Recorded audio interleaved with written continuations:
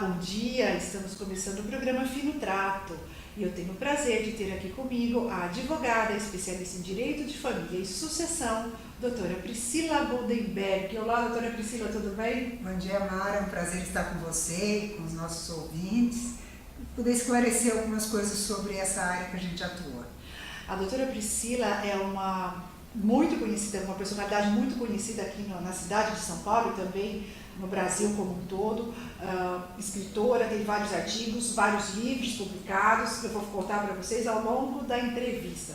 Ela vai nos falar hoje sobre a questão de direito de família, é isso, Priscila? Exatamente. Direito de família é uma área, Mara, que envolve a todos nós. Todos nós estamos interessados porque todos temos família e temos pequenos problemas com as famílias. Sim. Então, sempre é uma área que é de muito interesse. Muito interesse e nada melhor do que termos aqui uma especialista nessa área, porque muitas vezes não é, Priscila, é importante a gente fazer essa interação um pouco com os nossos ouvintes, telespectadores, web espectadores, porque as pessoas se intimidam um pouco para perguntar e por falta de informação acabam se colocando em situações difíceis.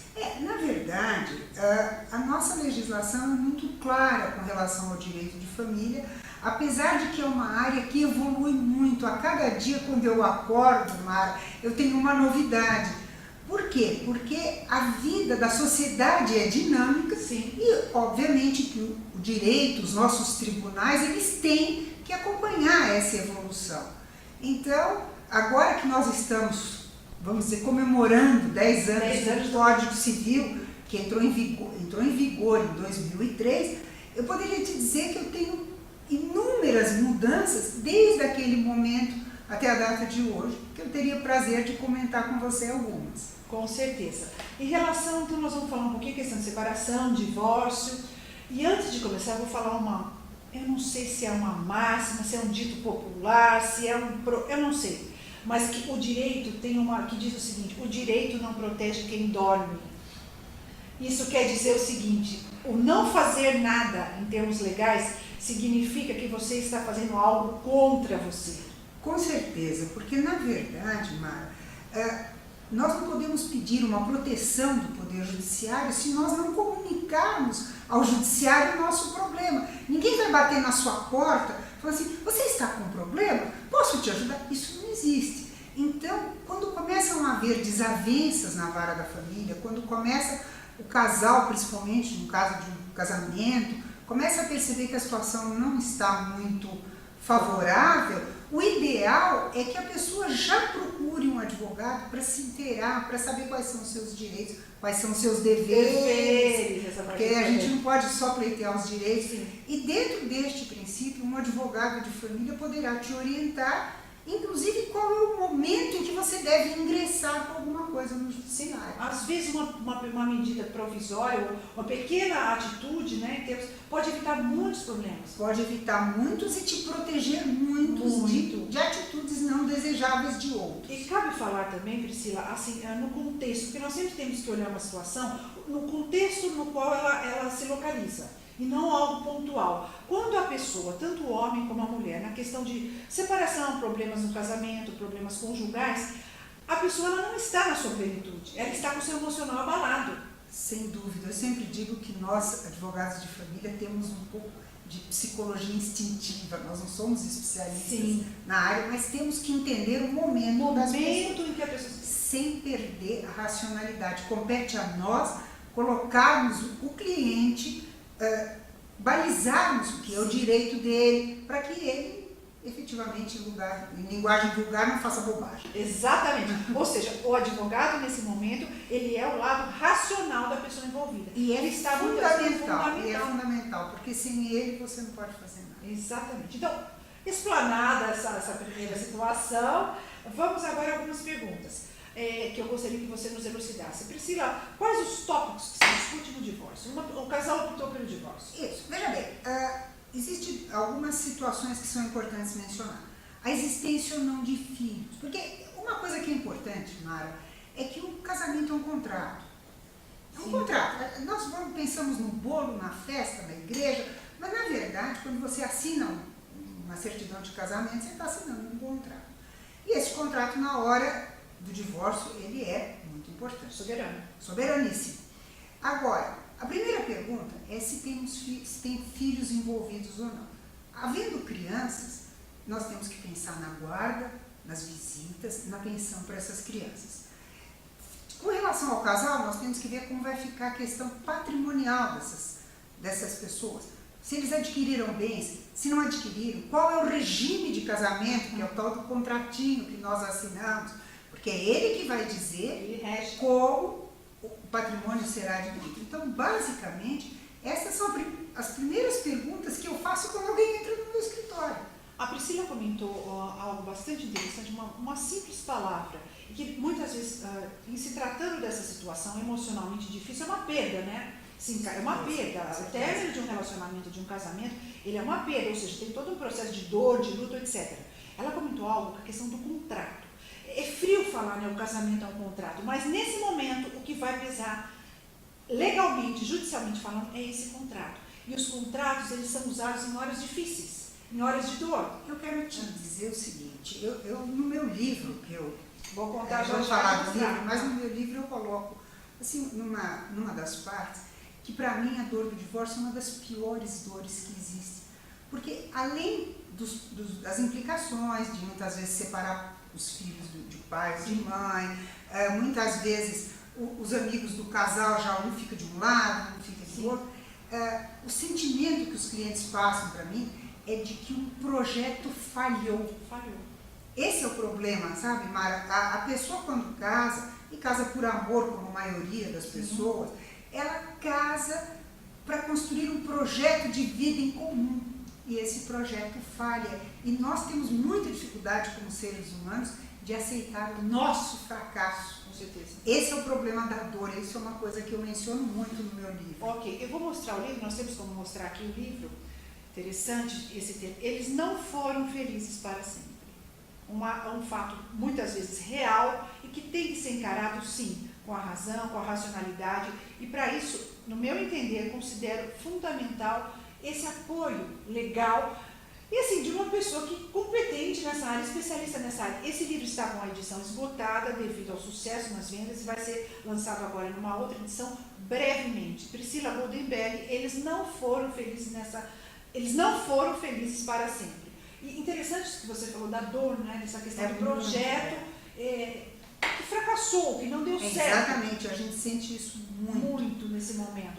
E eu gosto muito da abordagem da doutora Priscila, porque ela coloca a situação de uma maneira muito, muito racional. Algumas vezes até parece dura, mas é essa situação que é a realidade dos fatos. E que a gente tende a mascarar. Só para você ver, Mara, uma coisa que é corriqueira, eu diria quase diária do escritório. Doutora, ele me traiu, ele não podia fazer isso comigo, o que eu vou ganhar com isso? Será que se eu puser um detetive, será que se eu tiver provas eu ganho alguma coisa? Essa é a dor que a pessoa sente de um fracasso. Dentro deste princípio, hoje em dia, desde 2010, a lei mudou muito. Lamentavelmente, eu tenho que explicar para essas pessoas que estão sofrendo, o fato do outro ter traído, de ter cometido adultério, não vai lhe gerar nenhuma vantagem patrimonial. É um problema emocional. Hoje em dia não se discute muito mais a culpa pela separação. Sim, muito importante essa parte já, antigamente, quando eu comecei, há muitos anos atrás, quando a gente entrava com um processo, se despendia páginas e páginas, porque ele é culpado, porque ela é culpada, porque fez isso, porque fez aquilo.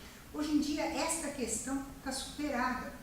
Então, desde 2010, como eu disse, o direito é muito dinâmico, desde 2010 houve uma emenda constitucional. Primeiro, se faz o divórcio diretamente, já se pula a etapa que antigamente existia da separação. Não existe mais essa etapa, doutora Priscila? Veja bem, os tribunais estão entendendo desta forma, porque houve uma mudança na Constituição dizendo assim, o casamento termina, o divórcio, ponto.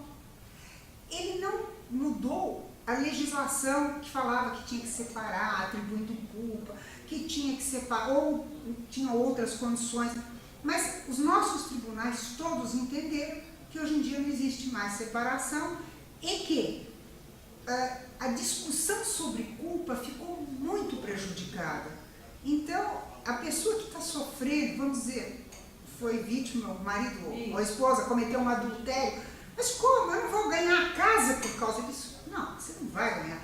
O adultério é a causa do que você está se separando. Você não vai ganhar nada com isso financeiramente. E muitas vezes é uma forma até de buscar uma punição, né, desse parceiro. A pessoa pensa assim, mas então... Ele vai me pagar de alguma forma. E a pessoa... E é um choque, não é? Quando muitos desconhecem essa questão dessa não culpabilidade, se torna um choque ela perceber que aquilo... Muitas vezes, Mara, aí vem uma outra questão que a gente sente no dia a dia. Muitas vezes essa mulher, o homem, mas não quero designar quem, eles acabam fazendo uma coisa que eu abomino, que é utilizar os filhos para se vingar do outro. Isso é muito mais comum do que a gente possa imaginar. E isso foi se tornando tanto frequente nos nossos tribunais, que também, alguns anos atrás, não lembro exatamente 2006, 2007, saiu uma lei chamada Lei da Alienação Parental. Esse nome difícil que eu estou usando aqui, os advogados às vezes usam os nomes pouco conhecidos, pouco conhecidos, é justamente o pai ou a mãe que está com a guarda da criança ficar introduzindo falsas memórias. O seu pai não presta, o seu pai é ordinário, o seu pai fez isso, a sua mãe é aquilo. E a criança começa a acreditar, principalmente se é uma criança pequena, começa a acreditar naquilo e começa até a odiar o outro. E quando na verdade é uma manipulação daquele genitor que queria se vingar. Encontrou outro caminho que não o patrimonial. Exatamente. Qual o nome dessa lei, doutora Priscila? É Lei da Alienação, Alienação Parental. Muito importante. Alienação Sim, a claro. própria coisa é você mandar o outro embora. Você tenta destruir a imagem, a relação, o vínculo. Isso vai ser muito prejudicial ao longo da vida dessa criança. Isso é uma tragédia. Isso é uma tragédia. E, antigamente, outra vez, quando eu comecei, isso não era assim tão falado. Hoje saiu uma lei. A coisa se tornou tão grave que até essa foi obrigada a ter uma lei para isso. Em relação ainda a essa questão da traição, adultério, como queira chamar, eu gostaria de saber se a pessoa pode pedir danos morais também. Seja não mais, porque antigamente eu não me lembro de ter entrado com um processo em que a palavra danos morais não aparecesse. Por quê? Porque se a pessoa era culpada, se eu conseguia provar que o outro lado era culpado, ele tinha que indenizar pela culpa. Agora, se eu já não desculpo a culpa, eu não tenho como pegar danos. Veja, existem raríssimas exceções, mas são tão raras que não vale a pena nem se levar em consideração. Tá. Ou seja, a pessoa aí volta, que não vamos voltar para esse assunto, mas só a questão da dor, onde muitas vezes é transferida com essa questão da manipulação dos filhos. Tipo assim, não posso ir pelo patrimonial, não posso ir pelo lado moral. Às vezes são situações vexatórias. Não, e a coisa é pior, viu, Mara? Se ele não me pagar tanto de pensão, não vê os filhos. Então, a pessoa começa a misturar a questão financeira com a questão do relacionamento da criança com os genitores, com os avós.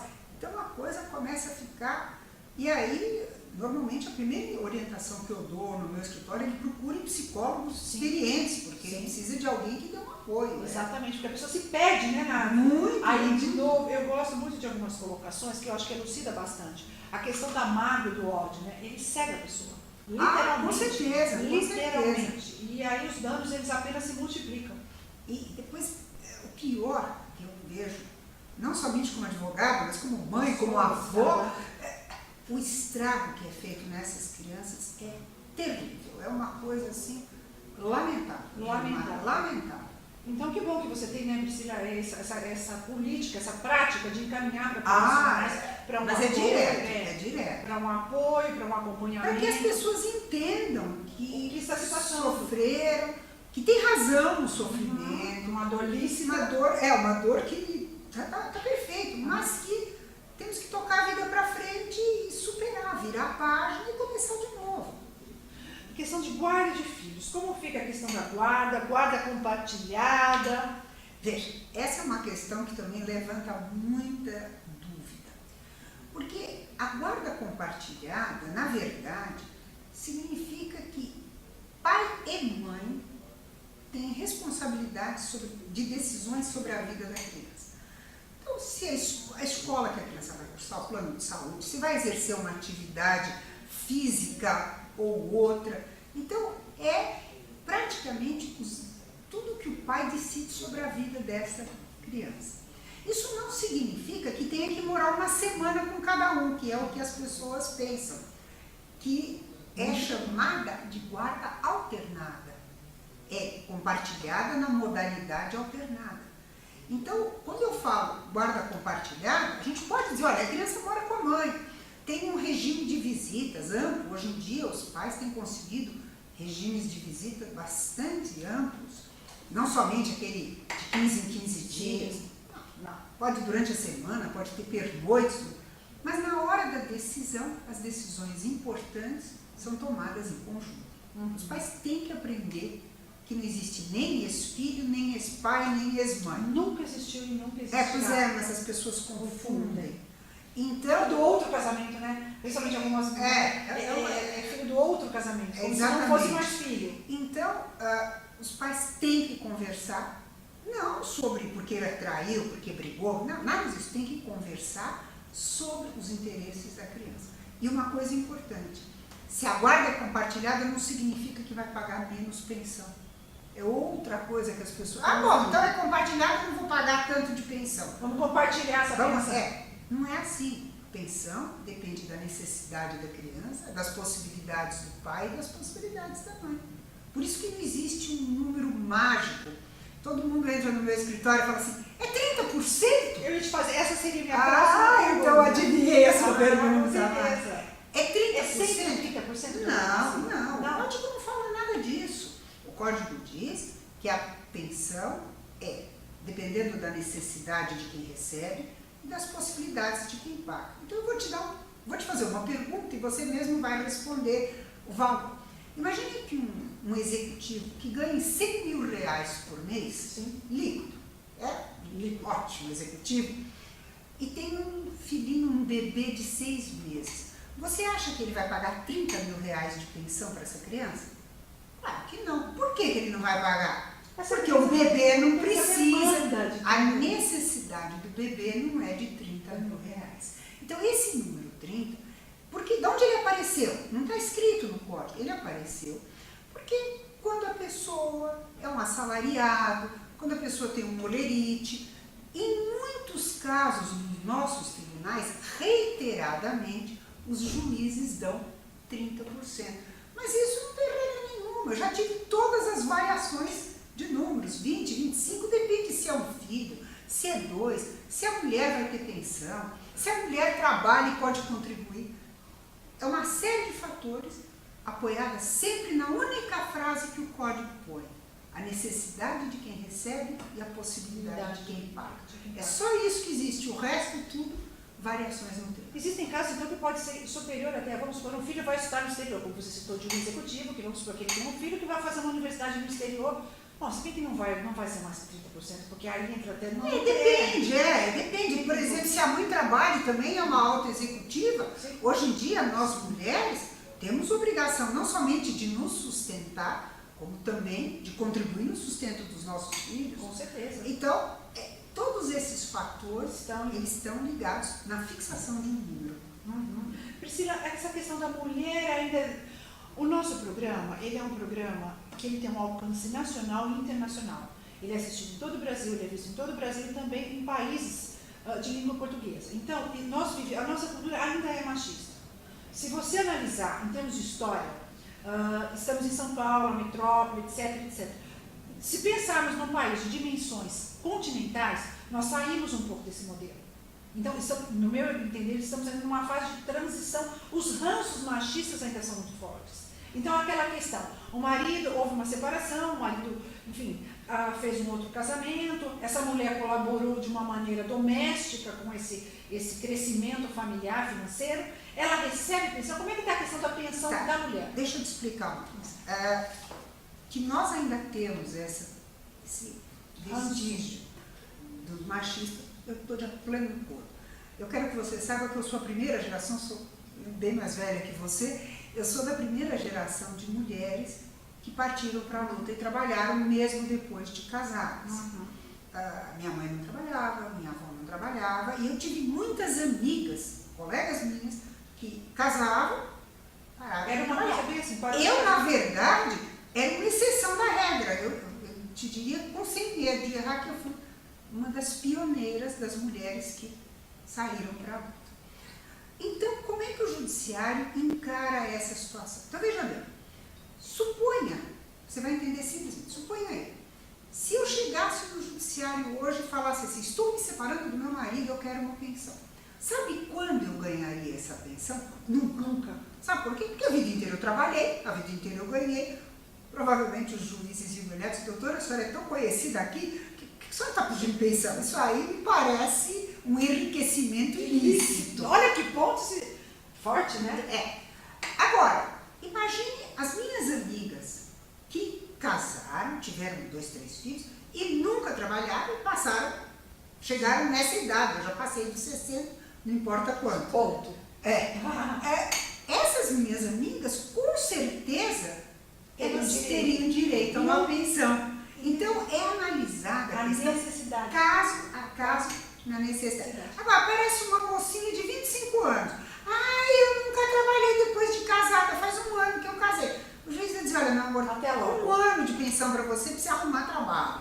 Até logo. Até logo. Próximo. Exatamente. Próximo. Então, é assim, a tendência é que o judiciário cada vez menos está dando pensão para a mulher. Por quê? Porque nós, mulheres, cada vez mais estamos nos inserindo no mercado de trabalho e não necessitando.